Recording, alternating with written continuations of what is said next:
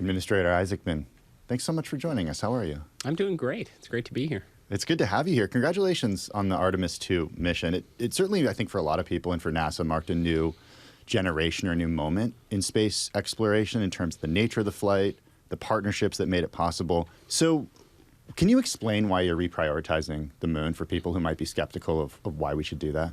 Well, I would say that I'm not reprioritizing at all. What I'm doing is working with all the the talented minds at NASA to ensure our plan to achieve the policy that's essentially been in place since President Trump's first term when he created the Artemis program is actually possible. So 35 years, every president has called for a return to the moon. It sounds great. Certainly, I think, gets the public riled up. It wasn't until President Trump's first term when he actually created the Artemis program that put focus back on it again. And then my first day on the job, the day I was sworn into office, he put out a national space policy that said, don't just return to the moon, do so to stay. Build an enduring presence, build a moon base on the surface. What would establishing bases on the moon allow us to do? So that's a great question. For 25 years, we have maintained a continuous human presence in low Earth orbit at the International Space Station, which people probably don't realize. But if you take a step back and think about it, if you're 25 years old or younger, you haven't lived during a time where there wasn't an American astronaut in orbit above you, which is pretty cool to think about because the environment is incredibly harsh. You have a radiation environment, you have micrometeoroid orbital debris. Those are like billions of bullets just whizzing around, tear through everything up there. The human body, human physiology does not like microgravity, so you have bone density loss, cardiovascular issues. We just did the first medical evacuation from the space station. So things happen there, but we have been learning. And where do you apply that next? You take it from low Earth orbit, which is probably the safest place you can be in an incredibly threatening environment, and you bring it down to the lunar surface. For all its scientific potential, I mean, we are going to have so many scientific instruments. There are kids in college right now working on hardware that's going to be on the moon in the next couple of years. Its economic potential. Are we mining helium-3 on the moon? Are we 3D printing satellites for AI data centers? I sure hope so. And then I would just say it's the technological proving ground to get to Mars. Well, there's a lot of interest from investors in this. And I'm curious about the timeline for those things that you mentioned, because when a lot of people think about the space economy now, they think of something like SpaceX or Starlink from SpaceX. But the things that you're talking about seem far off into the future. Well, I would just say that any time NASA undertakes and attempts to achieve the near impossible, we never go it alone. We bring everybody with us because it takes the contributions from across industry and academia and, honestly, international partners. So 1960s, we had Boeing, we had Northrop, Grumman built the lunar lander, we had McDonnell Douglas, and you still have many of those companies today. But then you have your new players like your Blue Origins, your SpaceX, Firefly, Intuitive Machines, lots of Rocket Lab, lots of good commercial companies. And what I would say is there is a real commercial space economy right now. I mean, launch, observation, and communication. NASA's one customer of many. That's how you know it's real. Lots of customers, lots of demand there. We're going to put a huge demand signal out for building a moon base. 30 landers, dozens of rovers. I can't tell you who's buying the 31st. I can't tell you who's buying the next rover after NASA at that point. So we are still that first customer, but it's a heck of a demand signal in the right direction to ideally spark what becomes a lunar economy. So let's talk a little bit about geopolitics, because in the 50s, 60s, and 70s, NASA's greatest competitor was the Soviet Union. Today, that really seems to have shifted to China. From your view, how advanced are Beijing's programs? I think we fool ourselves at times when we refer to the Chinese in various technological domains and call them a near peer. The reality is, in many cases, they are a peer. And I would say, with respect to their space program, and it's hard because they're not as transparent as we are. We have our Civil Space Agency, which is NASA, and then we have our Space Force. And their job is to look out for the national security interests of the ultimate high ground that is space. In China, they don't draw a distinction. And but what I will tell you in both of those categories, so their civil space program and on their military side, their national security capabilities in space, it's extremely impressive, extremely impressive. They are moving very, very fast. And, what you think you know about what they're capable of doing in that domain from 6 months ago, they've already surpassed that by a couple generations. I mean, in a lot of ways, they are moving at SpaceX speeds. When we were competing with the Soviet Union, the budget that you had at NASA was roughly 4.5% of total government expenditures. Right now, what, a quarter of 1% of government expenditures? Can you compete with China with that level of funding? Absolutely. I mean, the president's budget request is more than every other civil space agency in the world combined. Now, again, that's kind of hard to nail down perfectly with China because they blur the lines with their military spend. And look, it's different times now. We knew nothing about the Great Frontier in the 1960s other than that it was an effort worth undertaking. And today, between the $10 billion one-time and plus-up that came through the Working Family Tax Cut Act, plus our budget and our appropriations, yes, we can return to the moon, we can build a moon base, and we can do the other things because we know a lot more today than we did then. Industry has evolved quite a bit, but it is an extremely close race. I say it all the time. Winning, success or failure will come down to months, not years. Jim Bridenstine, the NASA administrator during President Trump's first term, has said that China is likely going to win. Is he wrong? I think he's wrong in that to say they would be advantaged. As I said, we are close.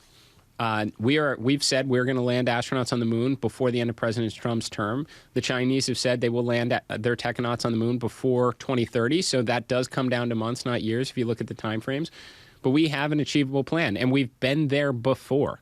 So we're very advantaged in building the moon base. We're very advantaged in next giant leap capabilities like nuclear. When it comes to the boots, yes, it's a closer race, but I have no doubt the best and brightest at NASA, we're not going to come in second place. You've got this amazing story. You come from the private sector. You built this business in your parents' basement in New Jersey. You're an entrepreneur. You're an executive. You're a pilot, a fighter pilot. You're an astronaut.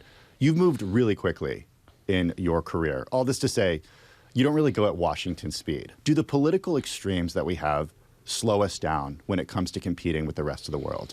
Well, I would just say I have one boss now, the President of the United States, and I couldn't have a better boss. But to your point, there are a lot of stakeholders that have strong views. The nice thing is they all love NASA.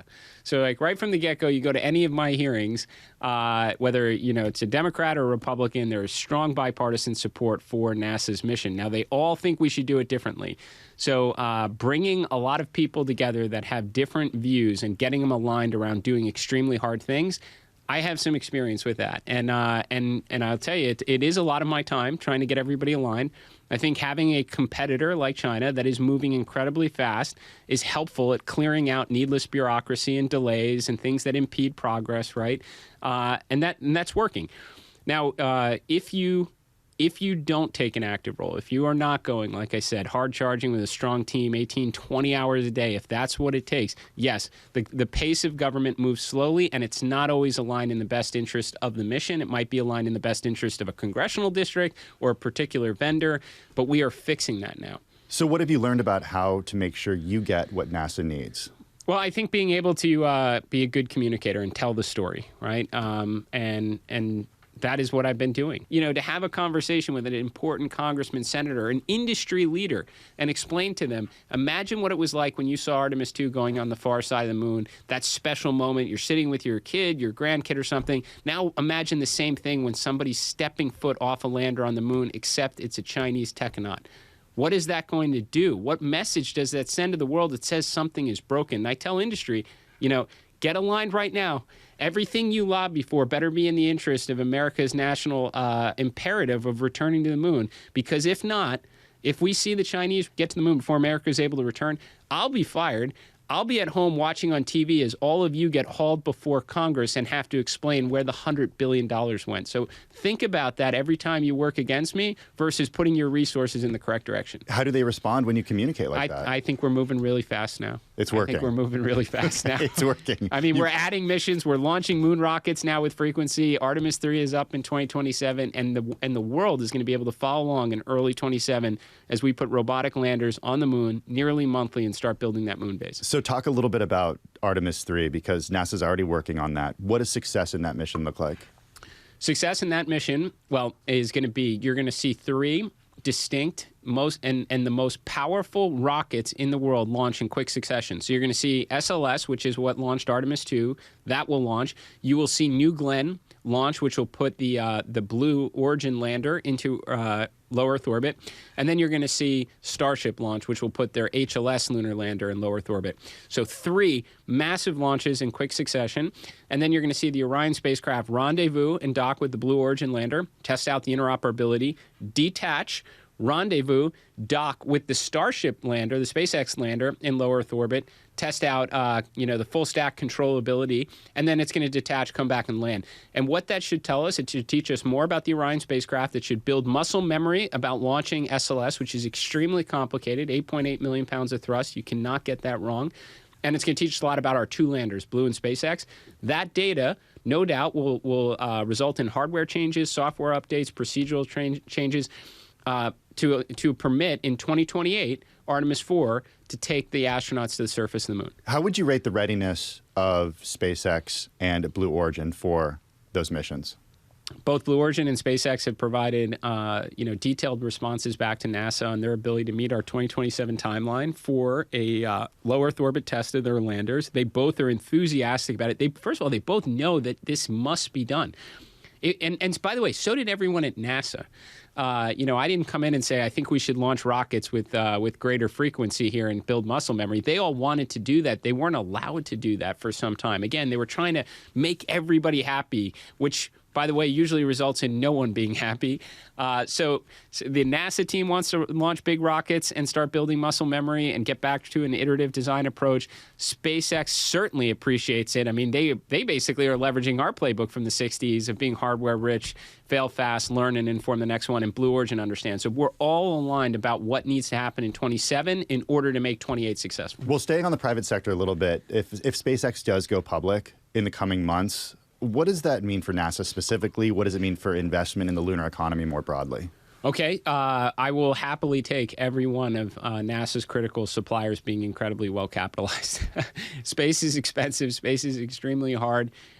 We know for sure that launch observation and communications has real commercial viability, that NASA is one customer of many. You can get more value out than you put in. But beyond that, we don't know. So the fact that the private markets are going to fund this next evolution of a space economy with orbital data centers and AI satellites, that's awesome. What about an update on just getting the top talent to NASA right now? It was a different approach in the 1960s and the late 50s. Because we were the only game in town. Exactly. You were the only game in town. And certainly there were government contractors at that time. But now there's so much opportunity for young talent to go to places like Blue Origin, places like SpaceX. You can get equity. It pays more. How do you get them to come to work for you? First and foremost is you got to just inspire the next generation. They got to want to grow up and work for NASA. Fortunately, that hasn't been too much of a problem for us.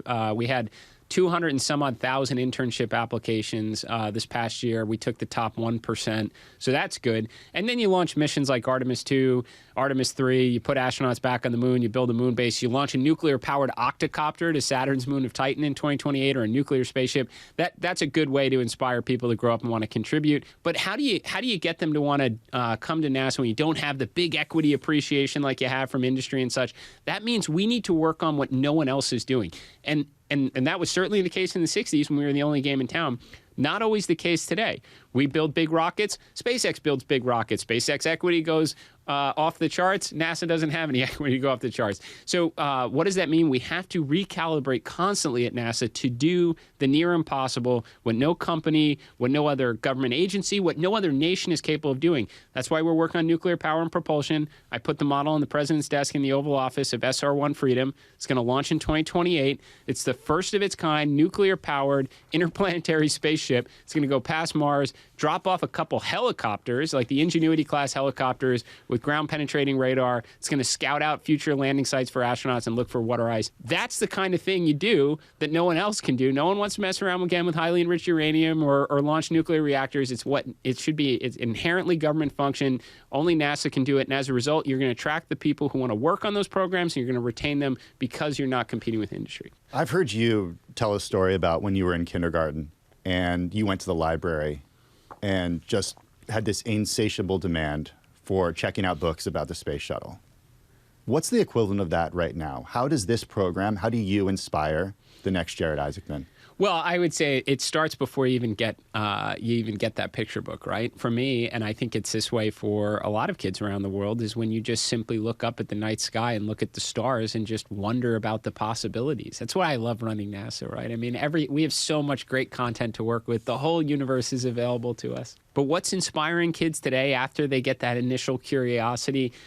Is it self-landing rockets on ships like we see SpaceX and Blue Origin do? Is it the video that comes back from Curiosity or Perseverance on Mars? Like we have giant rovers on Mars. Is our nuclear-powered octocopter going to Titan? Is it Artemis 2, Artemis 3, 4 when astronauts are walking on the moon? I guarantee you when American astronauts return to the lunar surface, you're going to have a lot of kids dressing up as astronauts for Halloween. And then we just got to take them the rest of the way from there. I did get to put my kids in front of the screen, a 3-year-old and a 7-year-old, to watch Artemis 2 take off, and it was awesome. We're just getting going. You've said before that the odds that aliens exist is pretty high. NASA is actively looking for them. That's part of what NASA does. Of course. What exactly are you looking for? So I would say a lot of what we're doing is just looking for, what are the building blocks to life and biosignatures that are out there. It's hard because you are taking measurements, at great distances from Earth itself. I think that if we had the same data that our robotic rovers on Mars have been able to transmit back home to us, but we had those samples here instead of being on the surface of Mars, I think better than 90% chance you bring the samples home from Mars, you will prove that there was once microbial life on Mars. Most people look up at the night sky and say, surely it's out there somewhere. You have 2 trillion galaxies. We barely know our own star system. Let alone all the other stars in the Milky Way galaxy, let alone 2 trillion other stars. And it is inherent to what we do at NASA is try and answer the question, are we alone? But you get samples back from Mars that say there was once microbial life there. Europa Clipper sends back biosignatures. Dragonfly goes to Saturn's moon of Titan and sends back biosignatures. Habitable Worlds Observatory launches and says, oh, we looked at all these other exoplanets and Goldilocks zones. There's biosignatures there. It changes the game to, what if it's everywhere? What I love about this conversation and what I find fascinating is that we often approach it from the perspective of us finding them. What are the odds that someone else or another species or another form of life has found us? I would say extremely low. You think about it, human civilization is just a small span of time relative to the age of the universe, even relative to the age of our planet itself. As long as you acknowledge that the speed of light is your galactic speed limit, and how close we are to other stars and how close we are to other galaxies on a scale it's extremely hard, I think, for most people to really appreciate. It's very hard for me to even appreciate the odds of intelligent life finding us at a time period where we are alive as we know ourselves to be right now. It would be, I would say, almost impossible. Administrator Isaacman, thanks so much for joining us on Bloomberg. Thank you. It's great to be here.